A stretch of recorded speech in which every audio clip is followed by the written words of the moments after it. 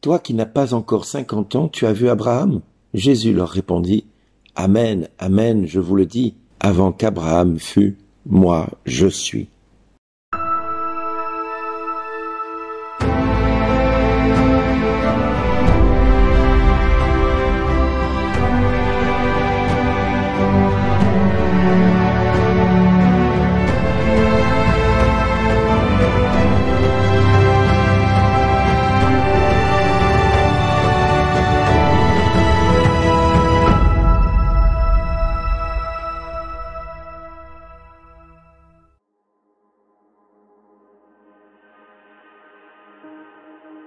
Bonjour les amis. On ne peut pas dire autre chose, Jésus a l'art et la manière de se faire des amis. Effectivement, dans cet évangile de Jean, il a commencé quelque temps avant, au chapitre 6, de « Qui mange ma chair et boit mon sang aura la vie éternelle ». Donc il demande à ses disciples de devenir cannibales et de le manger lui, de boire son sang, d'être un peu vampire par moments. Bref, pas facile à entendre toutes ces paroles, et là maintenant il parle qu'il était avant Abraham, qu'Abraham s'est réjoui de savoir qu'il allait arriver, et qu'il s'est réjoui quand il est arrivé. En clair, Abraham n'était pas encore conçu, pas encore né, que déjà lui-même déclare qu'il était déjà présent dans l'univers, et qui plus est, qu'il s'appelle « Je suis », le nom défendu par excellence. Je suis. Jésus se prétend être « Je suis ». Alors vous allez me dire, waouh, qu'est-ce que Bernard va bien pouvoir dire maintenant qu'il a dit cela? Eh bien, j'ai envie de nous dire à chacun de nous, si Jésus est l'éternel « Je suis », qu'il est capable de dire qu'Abraham s'est réjoui de sa venue et qu'effectivement aujourd'hui nous sommes de la descendance d'Abraham, que nous le voulions ou non, nous faisons partie de cette descendance-là. Sauf que voilà, en avons-nous conscience? Avons-nous conscience de cette présence qui nous précède et qui continue à être pour nous le résultat d'une promesse?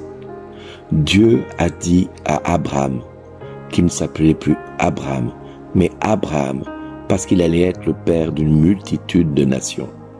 Et aujourd'hui, nous sommes témoins, vous comme moi, que Abraham fut le père d'une multitude de nations et qu'il l'est toujours, puisque tous ceux qui se réclament chrétiens, de par tout l'univers que la terre comporte, il y a forcément un descendant d'Abraham en tant que chrétien, puisque Jésus est lui-même descendant d'Abraham et qu'il est à la fois à l'origine d'Abraham.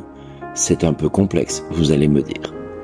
Il est à l'origine et il est le fruit d'Abraham. Donc, oui, effectivement, c'est un peu compliqué de comprendre cela avec notre intelligence humaine. Mais avec la grâce de Dieu, nous pouvons comprendre que l'Éternel, qui est « Je suis », a pour chacun de nous, puisqu'il en est capable d'être avant et après et pendant, eh bien, connaît aussi chaque cheveu qui tombe de notre tête. Il est là, capable aussi de nous dire que nous ne devons pas craindre, qu'il ne nous laissera jamais orphelins, qu'il nous enverra l'Esprit Saint, le Paraclet, grâce auquel nous pourrons nous ressouvenir de tout ce qu'il aura dit. Et effectivement, sa parole est là pour nous rappeler tout ce que Jésus a dit. Et nombreux sont ceux aujourd'hui encore qui reçoivent des messages de Jésus, de Marie, du Père, de l'Esprit Saint, de Saint Michel, de Saint Gabriel, de beaucoup de saints qui parlent à leur cœur, qui parlent à leur esprit, qui parlent à leur âme de l'amour du Père, de l'éternel amour du Père. Car Dieu n'a pas voulu juger le monde, mais il a voulu que ce monde soit sauvé par Jésus, par Je suis. Oui, mes amis, si le monde est appelé par Dieu le Père à ne pas périr, pourquoi avons-nous peur du lendemain? Pourquoi craignons-nous que demain une bombe nous tombe sur le coin de la tête? Et si tel était le cas, ne croyez-vous pas que l'amour du Père serait capable de prendre soin de nous, soit dans la mort, soit dans la résurrection, soit tout simplement dans ceux qui resteront en vie pendant cette guerre. Oui, mes amis, il est parfois difficile de comprendre le plan de Dieu pour chacun de nous, parce que nous le voyons de notre hauteur humaine qui est limitée en compréhension. Mais l'Éternel je suis est celui qui nous précède, qui nous devance et qui nous accompagne dans notre quotidien en nous disant « N'ayez pas peur, j'ai vaincu le monde ». Rien ne saurait vous séparer de l'amour de Dieu manifesté en Jésus-Christ. Oui, car tout concourt au bien de ceux qui aiment Dieu. Oui, les souffrances du temps présent sont sans comparaison avec la gloire qui doit être révélée en nous. Oui, le jugement de Dieu commence par la maison de Dieu. À combien plus forte raison qu'adviendra-t-il de ceux qui refusent de croire? Voilà